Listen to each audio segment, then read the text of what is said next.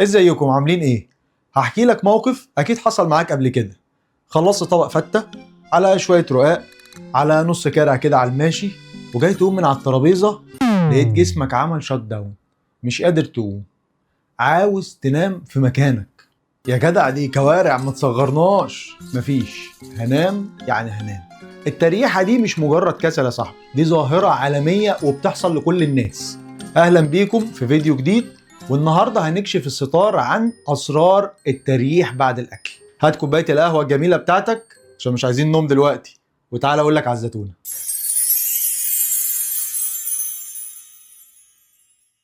في البدايه كده خلينا نسال، هو احنا ليه بننتخ بعد الاكل؟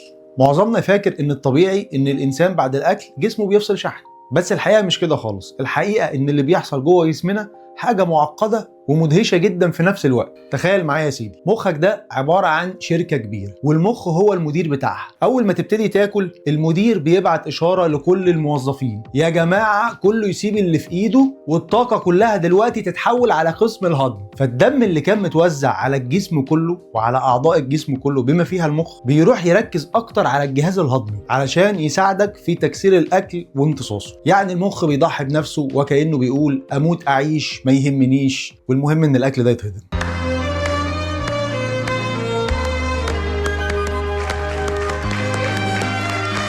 ده طبعا بيقلل تدفق الدم اللي بيكون واصل للمخ، حتى لو الموضوع ده كان بشكل مؤقت. وطبيعي انه لما المخ نسبه الاكسجين اللي واصله له بتقل، فبيجي لك احساس بان انت عايز تنام، لان حضرتك المدير العام مقيل شويه. دي كده اول حاجه بتخلينا نحس ان احنا عايزين ننام اول ما ناكل على طول. في بقى حاجه تانية، وهي عصابه السكر والانسولين. دول اتنين لعيبه عاملين عصابه على الضيق كده مسمينها عصابه الانتخه. لما بتاكل اكل فيه كربوهيدرات كتير او سكريات، نسبة السكر في دمك بترتفع بشكل جنوني. أول بقى ما ده بيحصل، البنكرياس على طول بيقوم مفزوع من النوم: سكر كتير في الدم، ناولني الخرطوم يا ابني، ويقوم مطلع كمية أنسولين محترمة علشان خاطر يقدر يسيطر على نسبة السكر في الدم.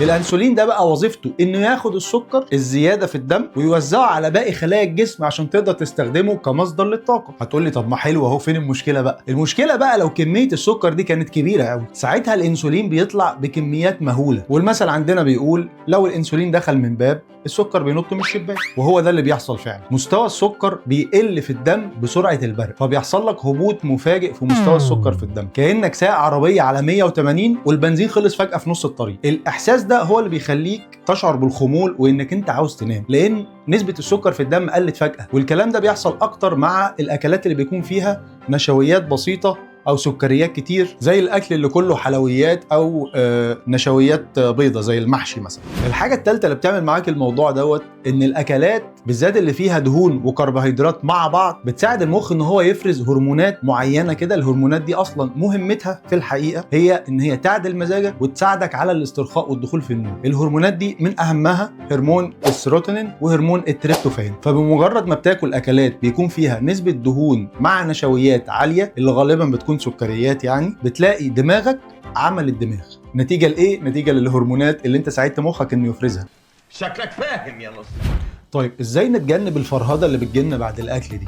نمنع اكل خالص؟ لا طبعا، انا عمري ما هقول لك كده. الاكل هو اساس الحياه، بس ممكن نغير حاجات بسيطه علشان ما نفرهدش بعد الاكل. التهميده اللي بتجيلنا وهقولهم لك في خطوات بسيطه. اول حاجه عندك الموازنه في طبق. الطبق بتاعك متوازن، فيه كربوهيدرات زي الرز او المكرونه او العيش، فيه بروتينات زي الفراخ او اللحمه او السمك، وفيه الياف يعني طبعا خضار او سلطه. الثلاث حاجات دول لما بيبقوا مع بعض في وجبه واحده بيخلوا مستوى السكر في الدم مستقر، وما بيحصلش اللي احنا قلنا عليه قبل كده بقى، اللي هو نسبه السكر تعلى فجاه والانسولين يعلى فجاه ويحصل اللي حصل ده. تاني حاجه بقى هي اسهل من الاولانيه بكتير، انك انت تاكل بالراحه وبكميات معقوله. مش تفضل تاكل تاكل تاكل لحد اما تملى التانك. احنا مش في بنزين يا معلم، ده اكل عادي، احنا بناكل عشان خاطر نعيش. لما بتمضغ الاكل كويس بتستمتع بالاكل وبطعم الاكل، وكمان بتدي فرصه للمعده انها لما تشبع تبعت اشاره للمخ تقول له ان انا شبعت، فحضرتك تعرف انك شبعت. وطبيعي انك انت اول ما تحس انك انت شبعت توقف اكل.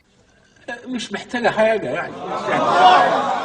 تمام كده. تالت حاجه بقى انك انت بعد الاكل ما تفضلش قاعد، بعد الاكل تعمل حركه بسيطه ولو لمده 10 دقائق، يعني انك انت تاخد لك لفه في الشقه، تتمشى شويه، بس طبعا مش التمشيه اللي هي لغايه السرير، عشان انا عارف ان في ناس هتتمشى لغايه السرير، لا هي الفكره انك انت تحرك جسمك، فالحركه دي بتعمل تنشيط للدوره الدمويه في الجسم، فبيوصل للمخ نسبه اكسجين افضل. رابع حاجه الميه، ثم الميه ثم الميه. الميه مهمه لكل اجهزه الجسم وبتساعدك على الهضم، وكمان بتساعدك انك تبقى فايق بعد الاكل. اشرب ميه كفايه طول اليوم، اشرب قبل الاكل، اشرب بعد الاكل، اشرب في نص الاكل، اشرب ما يهمكش. اخر حاجه بقى واللي كلنا بينساها وما بيحطهاش في باله، هي انك انت تكون بتنام نوم كافي، ودي بقى زتونه الزتونه في الموضوع. لو جسمك مش واخد كفايته في النوم بالليل، او انت بتنام نوم مش مستقر، عندك حاله توتر او ارق او قلق، جسمك طول اليوم هيكون عنده استعداد تام للنعاس في اي وقت، وخصوصا لو كلت حاجه دسمه من الاكلات اللي احنا اتكلمنا عنها، اللي بتكون مليانه بالدهون والكربوهيدرات مع بعض، وزيد عليهم السكريات، يبقى الموضوع كده باظ خالص. ازاي تنام كويس، وازاي تستفيد من نومك، وازاي تنظم نومك، كل دوت لو انت متابعنا في سلسله ورشه النوم هتعرفه بكل سهوله وبساطه. اتفرجوا على سلسله ورشه النوم من اللينك اللي هيطلع لكم فوق، هتلاقوا فيها معلومات مفيده جدا تقدر تساعدكم انكم انتوا تناموا كويس، وكمان تستفيدوا من الاحلام اللي بتحلموها وانتوا نايمين. اخر حاجه بقى حابب اقولها لك، ان لو موضوع النعاس اللي بعد الاكل دوت بيجي لك باستمرار، حتى لو انت واكل اكلات خفيفه، حتى لو انت عملت كل الخطوات اللي احنا ذكرناها، ولسه برضه بعد ما بتاكل بتحس انك عايز تنام، في الحاله دي لازم تاخد بالك، لان ممكن يكون في مقاومه انسولين، ممكن يكون في مشاكل في السكر، ممكن يكون في مشاكل في الغده الدرقيه، فما تستخسرش وروح استشير طبيب. في النهايه بقى انا عاوز اقول لك ان التريح اللي بيجي بعد الاكل دوت مش مجرد كسل يا صاحبي، اكيد بعد اللي احنا قلناه دوت انت فهمت ده بيحصل ليه وازاي تتجنبه. ده رد فعل طبيعي لجسمك على كل العمليات اللي بتحصل جواه. فما تنساش لو عجبك الفيديو تدوس اللايك المتين، وتعمل سبسكرايب في القناه لو لسه ما اشتركتش، وتفعل زر الجرس علشان خاطر ما تفوتكش اي حلقه من حلقاتنا اللي جايه، لان كل حلقه هقول لك فيها معلومه زيتونه الزيتون. واكتبوا لي في الكومنتات ايه اكتر اكله لما بتاكلوها بتحس ان انتم انتخين ولازم تناموا بعد الاكل. سلام.